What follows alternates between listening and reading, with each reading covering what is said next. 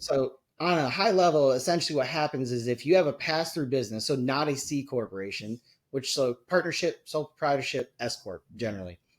If you have profit from that business, as of now, you can get up to a 20% deduction on that profit. So like if you had, let's say, 150,000 in profit, you would have to pay taxes on 120,000, not 150,000.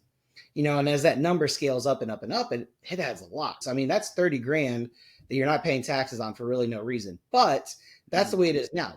Welcome to the RAL Room Assisted Living Podcast with your hosts, Charlie Cameron and Alex Schlow. This is your go-to show for cutting-edge insights from industry leaders in residential assisted living.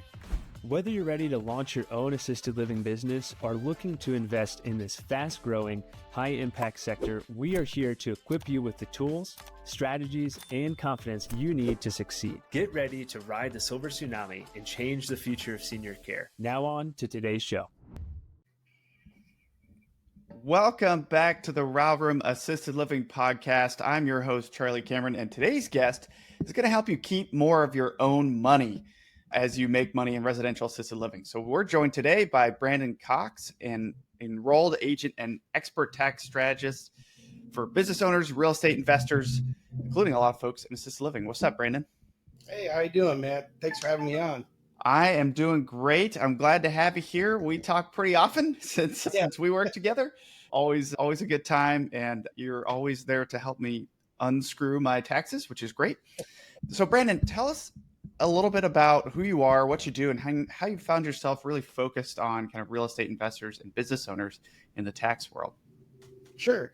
So I'm what's known as an enrolled agent, EA for short. A lot of people don't know who we are until they screw up with the IRS, because we do a large portion, probably the majority portion of representation for taxpayers before the IRS and state taxing authorities. So I have unlimited representation rights to practice before the IRS. So I can go all the way up to tax court. You got to be an attorney for that one. I don't have any plans to be an attorney, and none of my clients have ever gotten to an audit where we had to go to tax court. So that's where I work with. I work with small business owners and real estate investors nationwide. I'm in Ohio, but I've got clients in literally every state.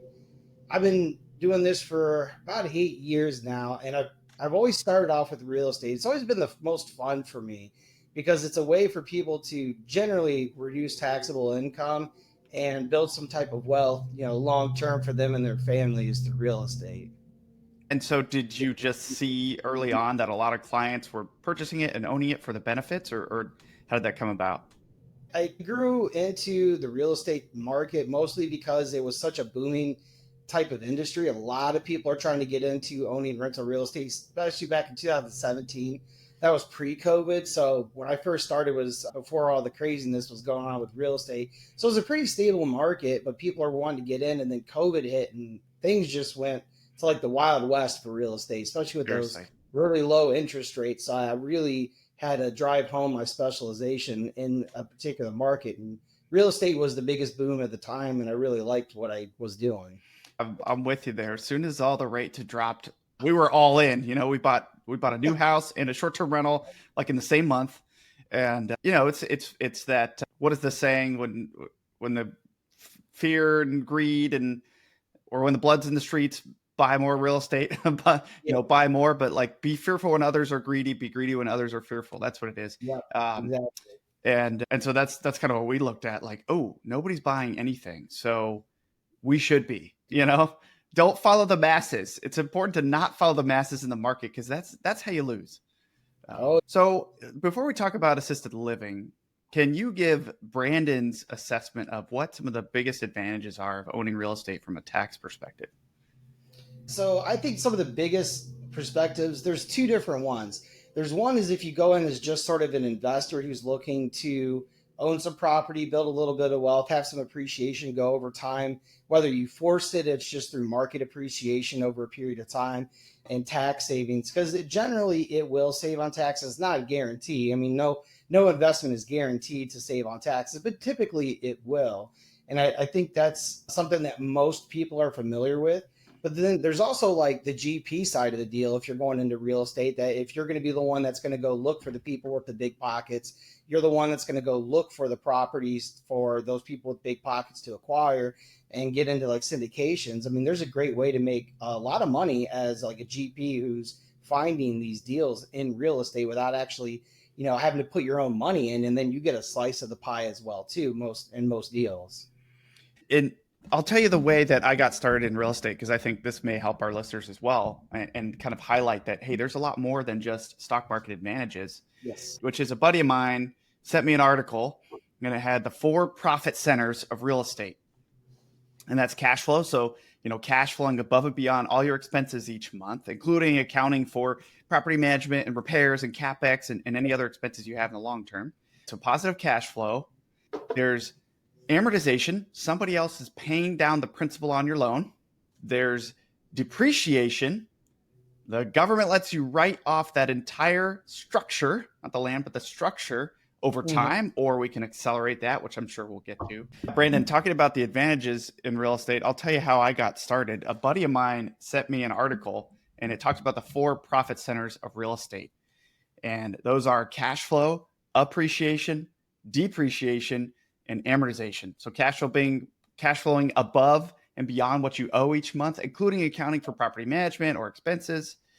And then there's the depreciation piece, which I'm sure we'll dig more into, but the government lets you write off the entire structure over 27 and a half years, or if it's commercial, it's longer, or we can accelerate that with a cost segregation study.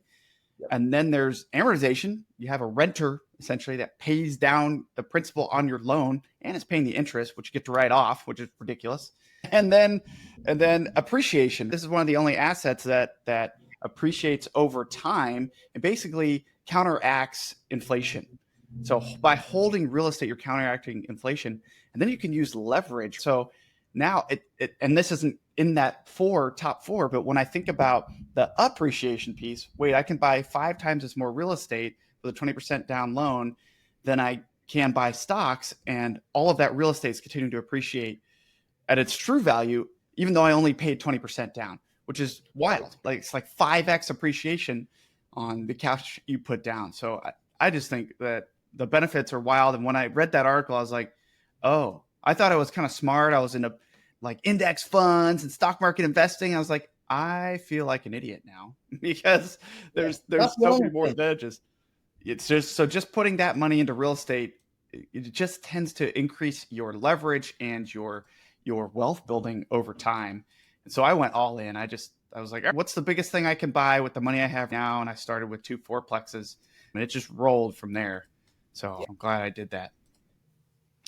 Okay, so when it comes to assisted living, how do the taxes there compare? What makes assisted living unique compared to other types of real estate or businesses?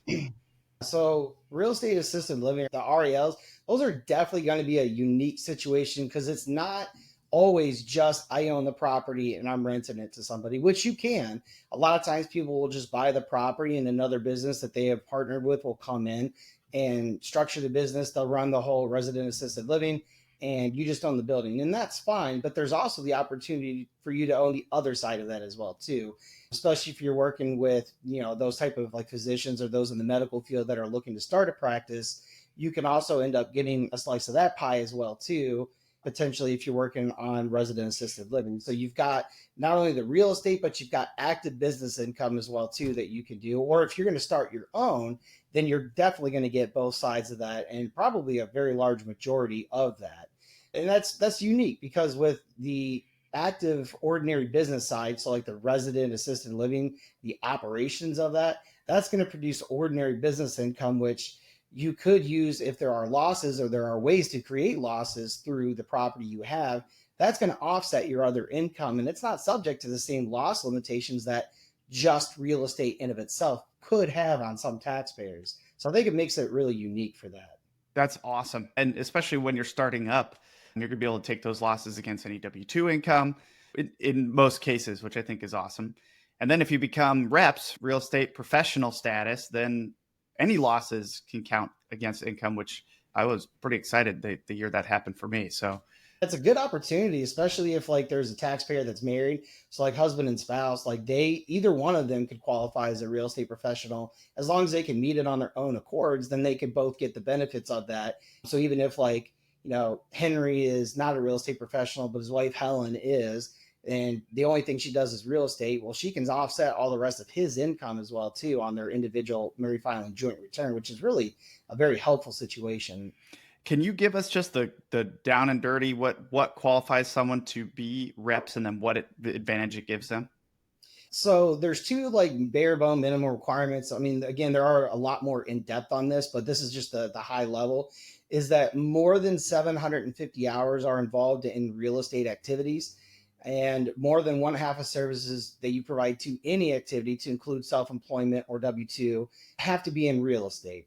And if you do work in real estate as like a W-2 position, those hours only count if you own at least 5% of the company or more. So like if you work at a brokerage firm and you're a W-2, but you don't own the firm, then those hours won't count towards it. But what happens is if you can qualify for a real estate professional status, if you're going on just the rental side of like RAL, for example, then with real estate professional, any losses that get to you, whether it's through the syndication or you end up owning the property outright and it's just you, those losses will be used to offset other income that you have, whether it's business income, interest, dividends, other capital gains, W-2 income. It'll help reduce that so you're paying less or even potentially no taxes depending on your individual situation. I love that. I especially love it because I remember paying quite a large chunk of extra taxes one year.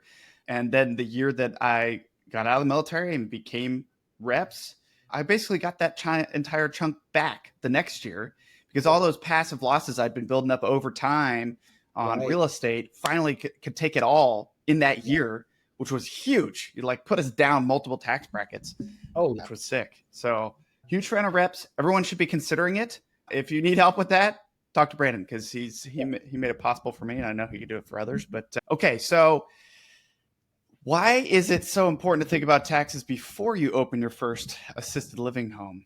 Well, and from here on out, let's just assume that they're owning both the property and the business. Yeah, no, that's a really good question. So, I mean, really, before you start any business, you should have at least some talk with a good accountant, someone that's got a reputation working in that market and industry, so you know what to expect. Because there's not just income tax, there's a lot of other taxes that get involved, whether it's net investment income tax, ordinary business taxes, self-employment tax. I mean, you got to know which different taxes you could be potentially liable for, and how to mitigate or even eliminate those taxes. So I think the first thing with RALs, where you own both sides, the actual business and then the real estate property itself, you've got to consider how to structure each of those businesses. That's super important because you could keep the property in of itself actually in the ordinary business if you want. So that way you can sort of sidestep this real estate professional status altogether, do a cost egg, which we may hit on later today and talk about what that is. But that could help reduce a whole lot of income, if not eliminate at least the first year's income alone on that. So that way you show less profit or net loss and therefore end up owing less in taxes. But if you don't structure the companies, one may not help the other. A good example is if you're not going to qualify as a real estate professional, like a single taxpayer who owns the property and he also is the only one that owns the business itself. Well, if he showed a bunch of loss on this rental real estate property for the RAL, but the business has got over 150,000 of profit, and that's his only other income he has for the year, those losses on rental real estate aren't going to do anything to offset his business income. He's wasting those losses. So you have to do it the way so that it benefits you. Man, I love that. And that's why we've had you on the RAL Mastermind, because it is so important to set up the structure beforehand and talk to somebody. If you've got like, I go to H&R Block once a year, or I call my CPA and send him my stuff and he does my taxes once a year, or I TurboTax it, and you're building businesses and you're owning real estate, you're wrong. You're wrong. That's a good idea. You need to be able to reach out to whoever your tax professional is and have strategy meetings anytime you need. And we've done this many times. And so you need to be able to go, okay, here's my plan. Here's what I want to do. Here's how much I might make. Here's how much I might have in losses. Can we do a cost seg? Have all those conversations and figure out what the best path for your financial future is going to be, because it's different for everybody. right?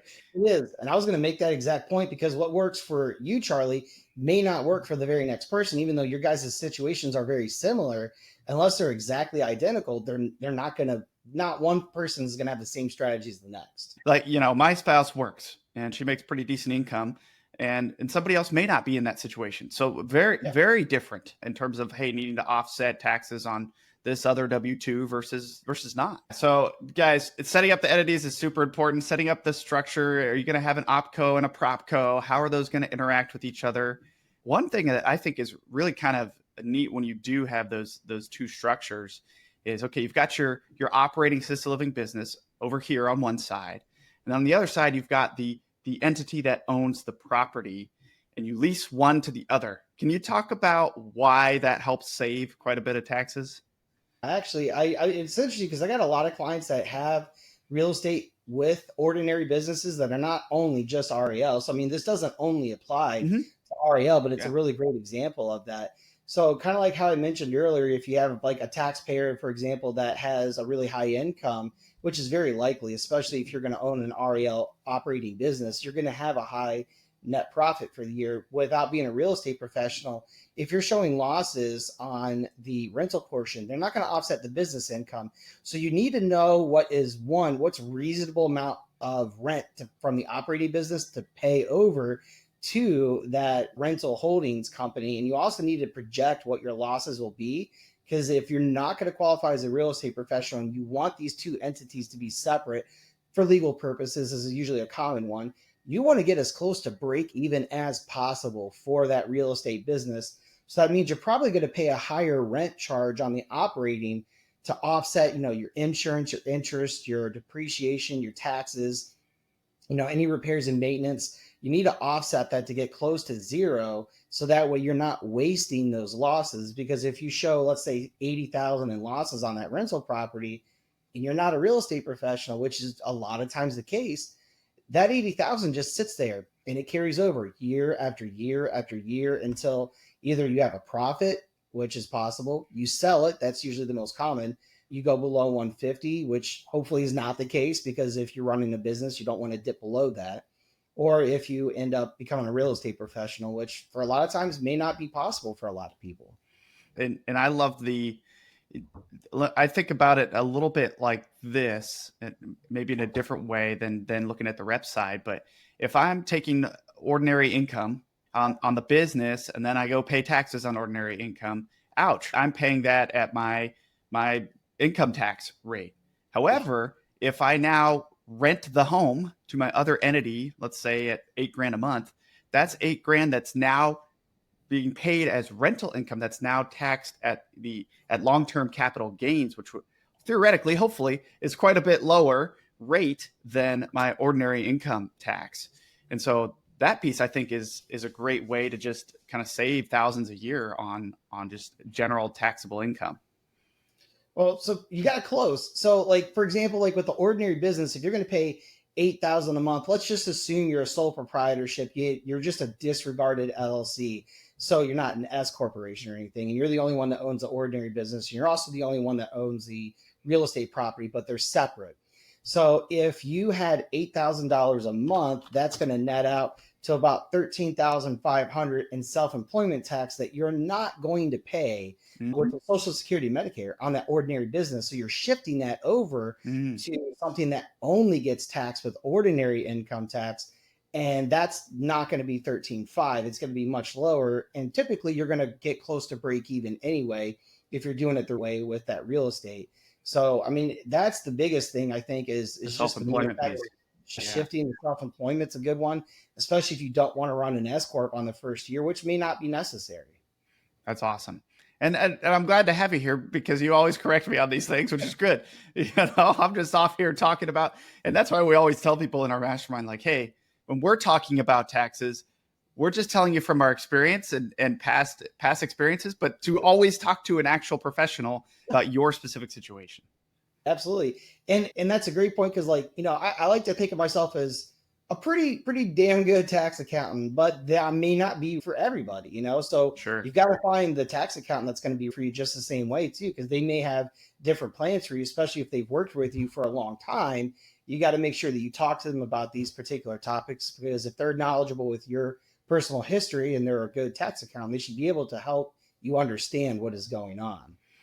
No, and that's a super good point. And people need to interview a couple and see what's best for them. And there's plenty of great tax professionals that handle real estate and businesses, but sometimes they're hard to find. They can be. You're not going to find them at, next to the grocery store, the H&R Block. All right. No. Sorry, I keep pooping on H&R Block, but I did that once. I went in there and I had just started my first business, and it was like idiotic. And the guy was like pecking with 2 fingers, and I'm like, this is bad. What am I doing here? Every year from them, especially when it comes to like the more complicated stuff. I'm like, oh yeah. And something that I think is this is one of those things where the value pays for itself. Like, hey, I pay you for every entity that we file, and there's like way too many to count now. But guess what? You save me so much on taxes that it's absolutely worth it. And I think people get so like, they have this mindset of, oh, I can do it myself. I'm going to TurboTax it, the free version.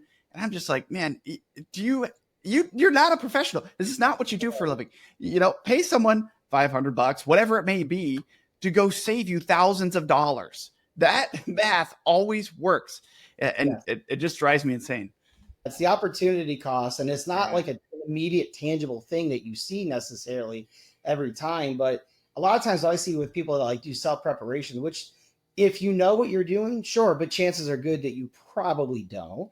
But the thing that I tend to see a lot of times when people try to prepare it themselves, or they go to somebody that just plug and chugs, they don't quite understand the whole picture of the situation, is that things are reported incorrectly, or things are, they're just not done, and they're a huge audit risk. And audits are never a problem as long as you can substantiate what you're doing. That's why I tell my clients, like, hey, if you get a notice from the IRS, don't freak out. Send it to me. I'm going to explain to you what's going on. And if I expect something to happen, I say, this is sort of a risky potential, thing, but we have a reasonable ground to stand on, so it's legal to do so, then we'll do it.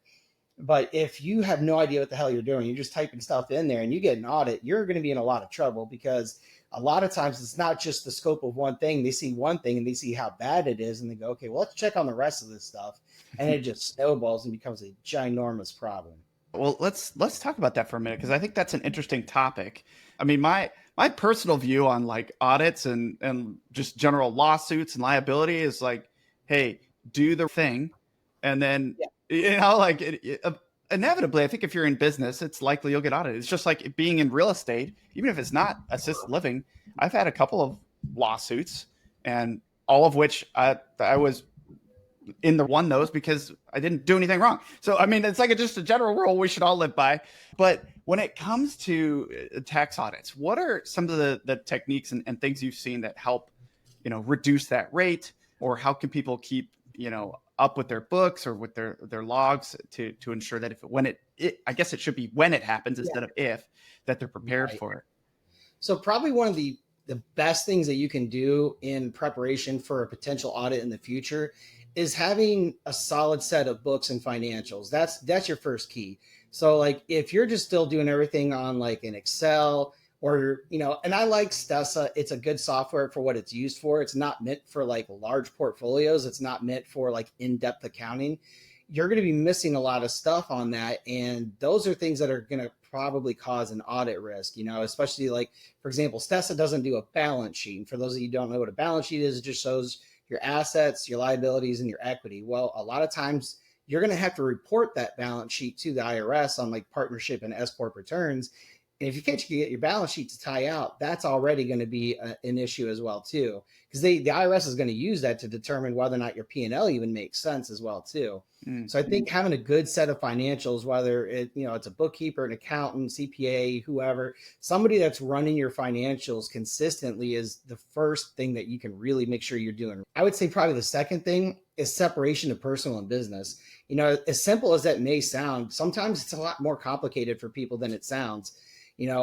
If you're getting ready to tackle real estate, I recommend, it's not required, but I recommend that you already have like an LLC set up to tackle that real estate asset, and you have a bank account, especially if you're going to bring other investors on. You don't want those investors' money going into like your personal checking account, and then you guys go buy the property, and then you establish the bank account for the company. Like that's a big problem, that runs into a lot of legal issues too, especially if it's one that's going to be regulated by SEC. That could be a huge issue as well too, outside of just even the IRS.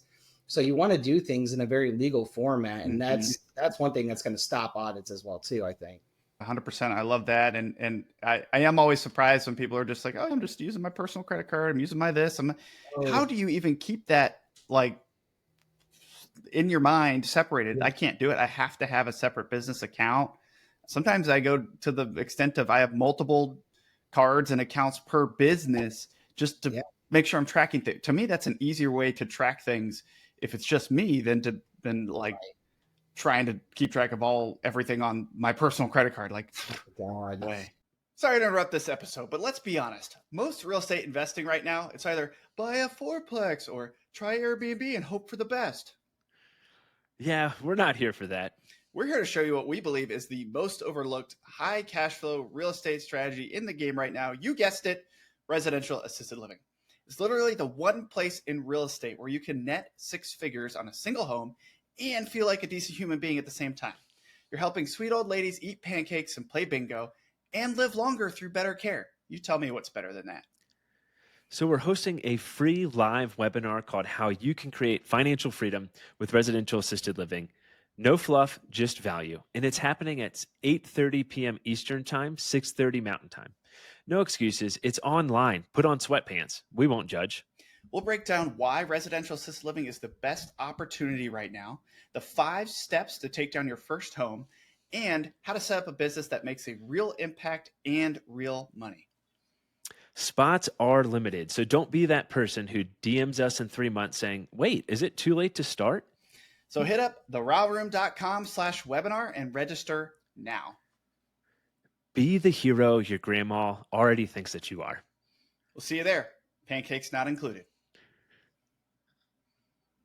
And then you gotta figure out how am I going to split the interest that's actually deductible if half of my stuff is business, half of my stuff is personal. I mean, there's a lot of other conundrums that come with that if you're mixing personal and business assets, not to mention just the legal issues that can come up with that, like with piercing the corporate veil, which I'm not an attorney, I can't give you legal advice, but I think any attorney is going to tell you off the rip, keep those separate. Going back to getting audited and getting the IRS getting involved. And I remember once I like didn't know I needed to file something. I can't remember what it was. And they came at me with some sort of fine. And and you were like, oh, no worries. I'll shoot them a note and we'll get this erased. Because like the IRS is just doing their job. And if you screw up once, it's fine. Like they just let it go and it's okay. It's not the end of the world. As long as you show that you're trying to do the thing, they understand it. It is complicated. Generally, that is the case. For sure, especially like late filing, that's a great one there. A lot of times people, and especially in their first year, their first time, if they have more than one partner on a property, that's a partnership. Those have a different due date. And a lot of times nobody's telling you that if you're not working with somebody. Good point. And that's expensive. It's like $250 per partner per month that you're late. So, I mean, you just stack that on how many people are in a syndication. If you're tackling like a multi-million-dollar RAL property, I mean, that adds up, man. That's a huge fine. But your first year, if you do that, you can get that penalty removed, and you just don't want to do it again for another 3 years. That's a good point. And guys, the IRS is not out there to screw you up. They're just making sure that you're doing the thing. And what's interesting to me, and you can confirm this, Brandon, I've heard this, and I don't know if it's hearsay or not, but that most of the code, the tax code, is really about like write-offs and the ways to treat businesses and the ways to treat real estate and really how people who are getting into business and real estate can save money and the way all of those mechanisms work versus income tax. Is that really the case?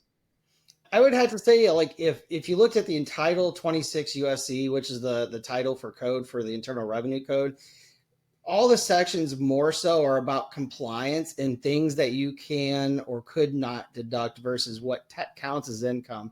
Because generally speaking, all things are taxable as income unless otherwise stated in the code, which there are thousands of pages of the code. So there are plenty of spots that tell you what isn't taxable as income or what could be taxed as income. So I would say, I mean, there's a lot more in the code about what's deductible or tax credits or things like that than what is just simply this is income.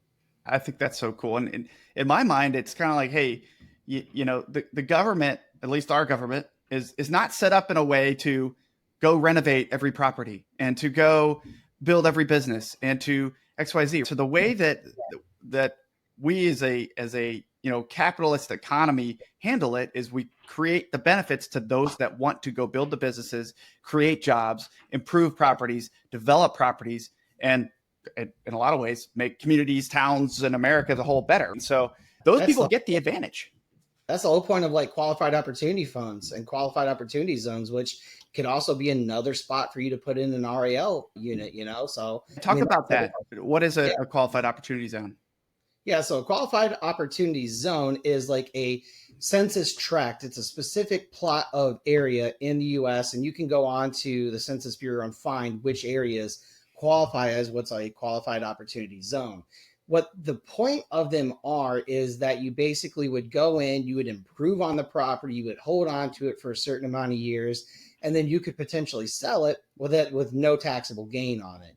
So I mean that's high level of what a qualified opportunity zone is, but you need a qualified opportunity fund in order to do it. And a qualified opportunity fund is a partnership or a corporation, which S Corp, C Corp, or LLC with more than one owner. So it can't just be one person. It has to be a couple people. And there's a lot more that goes into it. But generally speaking, if you're going into like a downtrodden area of town that's not, you know, very good, they want you to improve on that to make that area nicer and better to live in. So you bring that business in, you bring that capital, those improvements, makes the area better. It makes people's income generally better if they live in an area that's, you know, not so in disarray. That's awesome. And what's the easiest way to figure out where they are? You could honestly, you can Google, like, let's see here, where are qualified opportunity zones? It's through the HUD.gov/opportunity zones site. And like when you go to that website, it's just a bunch of patches of yellow that you can click on, and it shows like that particular area where exactly and what property specifically qualify for a qualified opportunity zone. So that way, you know, whether or not, if you're going to go into a property, you know, then there's additional tax benefits other than just the normal real estate benefits too. Because a lot of times people have like capital gains from the disposition of properties and stuff. Well, a way to shelter that is to get into a qualified opportunity fund and, you know, hold it for 10 years. You can end up not paying any capital gains on what you originally disposed of. So it's got a lot of benefits. Wow. Qualified opportunity funds and qualified opportunity zones, I would think, is in of its own in our discussion alone. Okay, so we'll schedule another call to talk about that. That's awesome, man. And I've not taken advantage of it. I definitely should be paying more attention and looking into it. Yeah, I mean, there's great reward because there's also great risk involved. I mean, you're not guaranteed that the money you put into that company is going to actually make the appraised value of that later on that much higher. It might not. So that's the whole point. The government's trying to subsidize a risky investment by making parts of America that are maybe not as, you know, friendly, turn them into a nicer area. I saw that when we were stationed in Ohio, actually in Dayton. Yep. And a lot of downtown Dayton was set up as an opportunity zone because that's when I first got involved in real estate and started going to meetups. And so that came up quite a bit. And just over the time I was there, and since I've been back, like the development downtown is wild. Like you wouldn't you wouldn't walk around there at night when I first showed up. And now it's like the place to be. And it's because they allowed investors to take the risk and they took the risk and now it's great. I love that. Okay, so I know you wanted to talk about the big, beautiful bill, and could you give us your thoughts on it and what it may mean for real estate investors in the near future? Sure. So, and just keep in mind that this is anything I'm going to talk about, the big, beautiful bill, is just directly from the code. It has absolutely no projection of mine on whether or not things will stay, things will get slashed, whether I'm left, or I don't care about any of that because it doesn't matter to my client as far as I'm concerned when I'm working with them. What matters is what is actually law. Mm-hmm. So I'll go over some of the information that I think would be relevant. Okay. I think the first thing is section 110005 of that is the section 199A qualified business income. So on a high level, essentially what happens is if you have a pass-through business, so not a C corporation, which so partnership, sole proprietorship, S corp generally, if you have profit from that business, as of now, you can get up to a 20% deduction on that profit. So like if you had, let's say 150,000 in profit, you would only pay taxes on, let's see, 150,000. I'm on the wrong calculator here. Let me open that back up. 150,000 times 0.8, you would have to pay taxes on 120,000, not 150,000. And as that number scales up and up and up, it adds a lot. So, I mean, that's 30 grand that you're not paying taxes on for really no reason. But that's the way it is now. The big, beautiful bill is going to change that from 20% to 23%. And that 3% doesn't sound like a lot, but it really is. So that ends up making you now only pay taxes of 115.5 worth of income rather than the 120. So that changes as you get more and more income over a period of time. That can save you out 30, 40, 50, 60 grand in taxes over a period of a couple of years. So, I mean, just that one piece alone is really helpful. Wow. And that's something that RAL people are going to see is that they're operating the ordinary business. That's income that's subject for QBI. Wow. That's really good to know for folks. That's really helpful. And, also too, I mean, one of the things that Trump had ran on was the no taxation on tips and no taxation on overtime. And this is relevant to those that are operating in RAL because you're going to have employees that you need to pay. Now, the way that they did this under the big, beautiful bill is, I think, more helpful than anything for employers, at least, is that there's no special way that you're going to have to calculate stuff with payroll. So everyone was thinking originally before this bill was being drafted that like once you hit a certain hours worth for overtime, you just wouldn't have to withhold income tax for your employees. And it seemed like the same thing for tips. You just would have to specialize that on payroll. It's going to be a major kind of pain. But now the way that it is that it's going to be on the individual taxpayer themselves if they have overtime or if they have tips to get that deduction on their own individual tax return. So it's not really going to make an adjustment on your payroll as for the RAL, for the ordinary business side with your employees. Payroll will run exactly the same as it has been. And then it's up to them to take that deduction on their individual return for those employees. And so it affects overtime as well. Is that correct? So section 110101 is tips and 110102 is overtime. Interesting. So I think that will come into a lot of play for RAL homes for sure. Yeah. Especially the overtime. That's going to be something I'm sure employees are going to have. So I had this conversation with my wife the other day about the tips piece. Like, can you all of a sudden make things that didn't used to be tippable? And that would be great, but no, I know. Yeah, I was thinking the same thing when, back in 24 when we were actually voting for president, and he was going on about what he was going to do or how he wanted to do it. I was thinking it'd be great if overtime or tips were just were not taxable, but I knew that was going to be a too good to be true statement. And it was because and the only tips that are non-taxable are those in industries that are already receiving tips. So people like barbers or, food restaurant service workers, those type of people. So I can't receive tips and not make it taxable because most accountants don't get tips. That's not usually a thing. And the same thing for overtime. They dug that into the Department of Labor's what they consider as employees that are actually eligible for overtime. So if you're a salary worker that's not eligible for overtime, you can't just start getting overtime and run your own payrolls overtime and start not paying taxes on that. That's what I was really hoping for. Polls would just get ridiculous. So I was like, great, about 30% of my income is no longer taxable. This is going to be sweet. And I knew that was not probably going to happen. It's kind of a pipe dream. Okay. And that's just it. I mean, it's for those that are, the people you would expect, like the food service workers for tips, the blue collar and construction industry that are getting overtime. Those are the people that are going to mostly benefit from those anyway. Now, they can't be a W-2 employer. Could they be W-2? Well, in order to get overtime, you're going to need to be a W-2. Okay.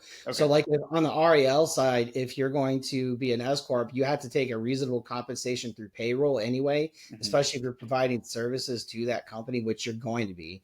So you got to know that, like as a doctor, for example, if you're the doctor that's running this, your overtime is not going to qualify for part of this overtime. No taxation on overtime. You're still going to pay taxes on that overtime. But your caregivers, they will qualify. They are very likely going to qualify because it's going to have income limitations. Once you reach a certain income, you start to lose how much of your overtime is non-taxable. So, of course, if you're a physician, you're for sure going to overqualify. You're not going to get any of that reduction on overtime. Well, this is a good thing for caregivers, and it's a tough, like staffing is one of the toughest parts of assisted living. And so if now hey, guess what? If you work some overtime, great. You're not going to be taxed on it up to a certain amount. And now that's a bigger advantage for them. It'll just be up to us as homeowners to explain that to them. Like, hey, yes, maybe your payroll isn't going up now, but guess what? You're paying less taxes, and here's how we can model it out and show that. Yeah, and that's going to be useful having a good HR rep if you've got that size of a company in your RAL, is to have your HR rep to be able to explain that to employees as they come on board, because those people are not generally going to have like fancy tax accountants to help them out. They're not going to know to understand that. Okay, so for anything else in the bill, bonus depreciation, is that coming back? Yep, that is section 111001. So special depreciation is going to go back as of 1 January. It's going to go all the way through 29 at 100% bonus depreciation. So assuming that passes, that's going to be something that's really useful, because then you could do that wonderful cost segregation and have the biggest bang possible for your buck. I mean, cost segs, generally speaking, for most people, not all people, but they're usually always going to be helpful. It's a matter of how much it's going to be helpful and in what areas it'll be helpful. But if it's 100% bonus depreciation like it was from 2018 to 2022 all over again, that's going to make people, I think, buy more real estate, do those cost segs, especially if they're real estate professionals. Or you're getting into syndications where you've got like 10, 20, 30, 40, 50 investors. Those people are going to expect for you to do a cost segregation study on that property. So let's explain in layman terms for our listener what a cost segregation study is. So the basics of it is, when you buy any type of real property, you've got bare bones two parts. You've got the building, you've got the land. You have to separate out the land on tax purposes because the land cannot depreciate. So let's say you have a $1 million property. General rule of thumb, it's not always this amount, but general rule of thumb, say 20% is going to be land. So that means 80% is the building. That's $800,000. If you're on a RAL, that's going to be considered commercial. So that's a 39-year recovery period. It's going to take you almost 40 years to depreciate $800,000. And no one's usually going to hold it for that long. Now, with the cost segregation studies, they will, on paper, basically, between like architects, CPAs, engineers, attorneys, other people, a group of people, it's usually a third party. It's not going to be your tax accountant that does this. And they will say, okay, in this $800,000 property, there are things like appliances, carpeting, LVP, cabinets, countertops, driveways, sidewalks, gratings, things that have a recovery period that depreciate less than 39 years. So most of those will be 5, 7, or 15 years. Bonus depreciation allows you to immediately write off those 5, 7, and 15-year assets.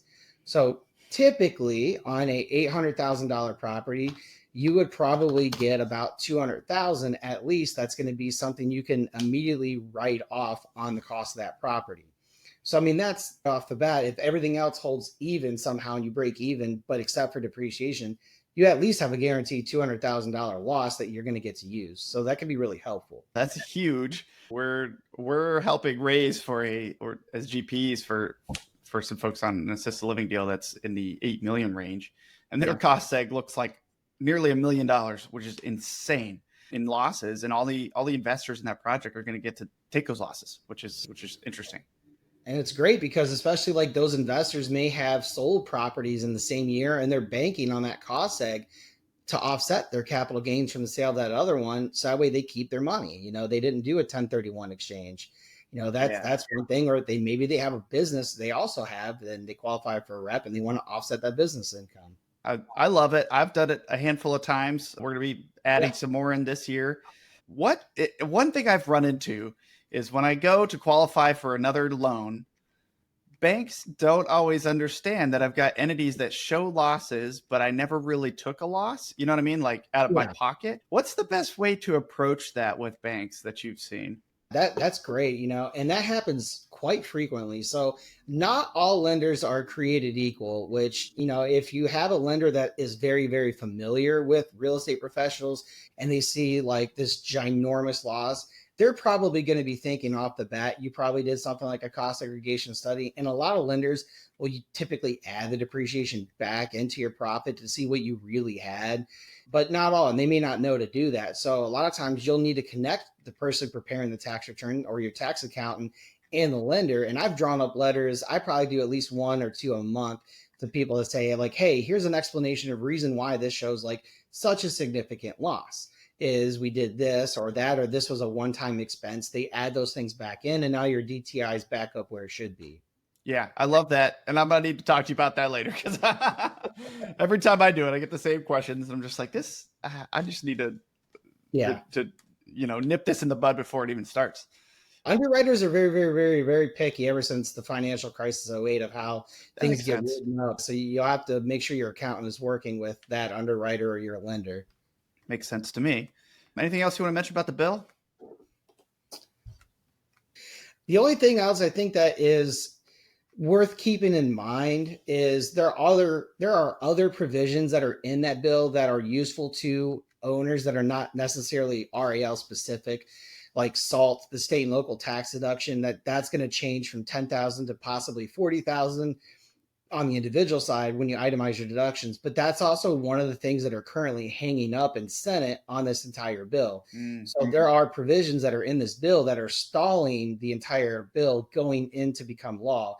The basic provisions of how things get written up is that a bill gets introduced to the House of Representatives, they pass it or not. So if they pass it, it goes to the Senate. If it passes the Senate, then it goes to the president who signs it into law. So, that's kind of like your basic social studies class in elementary school, but there's way more complicated than that because there's political issues, which I don't understand. It's not my job. But I know that now that Trump wanted the bill to be passed by the 4th of July, which is in like less than 2 weeks. So I don't know that it will get passed by 4th of July. It may not pass. It may pass entirely the way it is. So I always tell people, don't hedge your bets on what is possibly going to happen. Mm-hmm. Just have an understanding of what is possibly going to happen. So if you're already doing something that'll give you additional benefit, if it does pass, great. If it doesn't, know what your worst case scenario is. Plan for both sides.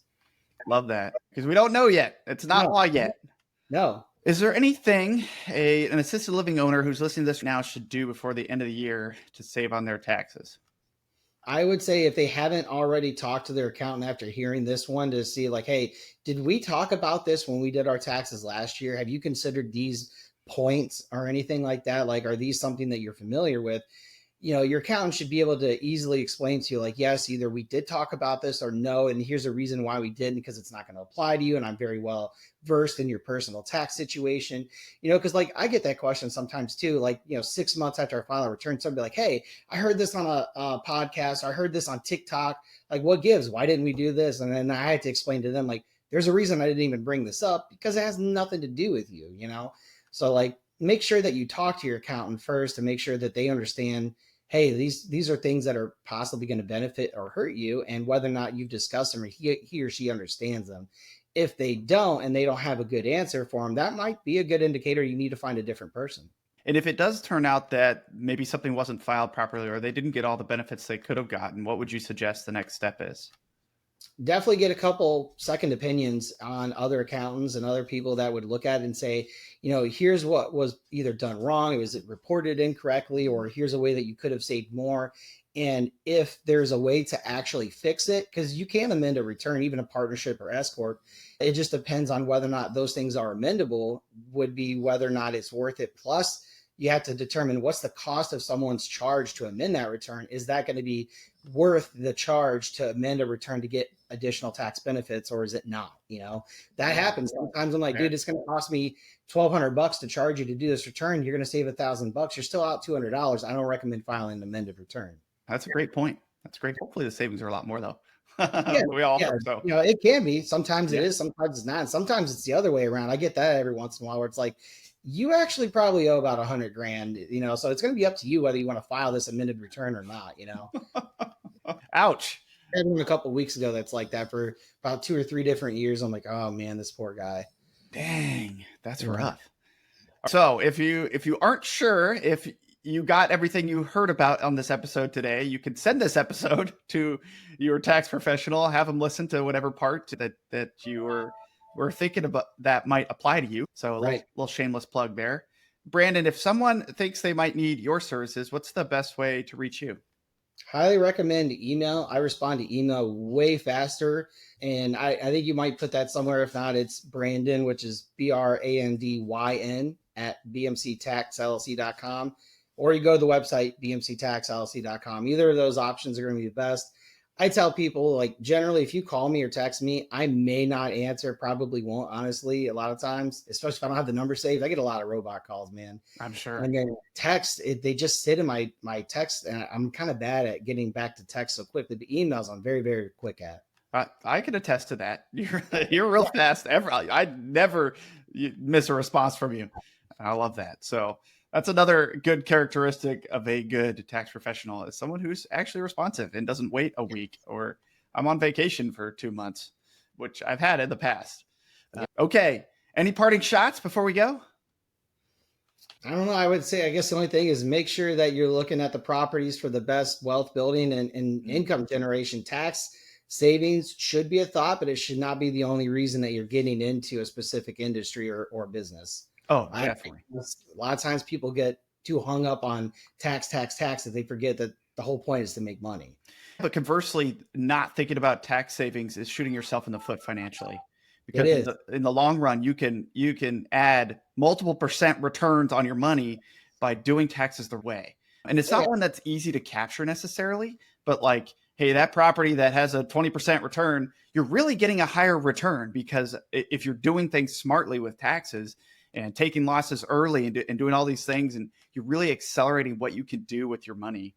Absolutely. And it's not something you should be sleeping on. And this is something that, someone's going to look at the title of this and go, oh God, taxes. Dude, every time I hear a good tax podcast episode, I just light up. I'm like, hey, Brandyn, can we do X, Y, Z? Because it's baller the way that literally the code is set up in ways for you to take advantage of it. As a business owner, as a real estate owner, it's designed to help you build wealth. And so I think that everyone should take advantage of it. I hope that folks really get as much value from this episode as I have, and as I have in past like CPA type episodes. But Brandyn, thanks so much, dude. This was awesome. And we hope to have you on again soon to give folks more tax tips. Wonderful. We'll talk again, Charlie. Dude. Thank you for tuning in to the RAL Room Assisted Living Podcast. We hope you found today's episode insightful. If you enjoyed it, make sure to leave us a raving 5-star review. And a quick review helps more listeners find the show and more seniors get the exceptional care they deserve. And don't forget to subscribe so you never miss an episode. And just so you know, we have prepared some free resources for you to help you succeed in residential assisted living in addition to this podcast. Head over to theralroom.com, that is theralroom.com, to download our free 10-step guide to launch your first or next residential assisted living home, or our 10 reasons to passively invest in residential assisted living ebooks.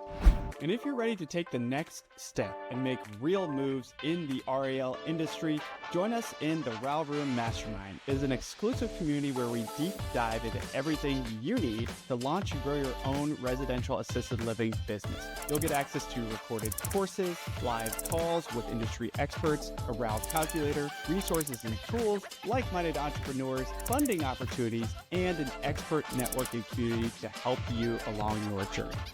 Be sure to join us next time on the RAL Room Podcast as we continue to explore the world of residential assisted living with more great guests. See you then.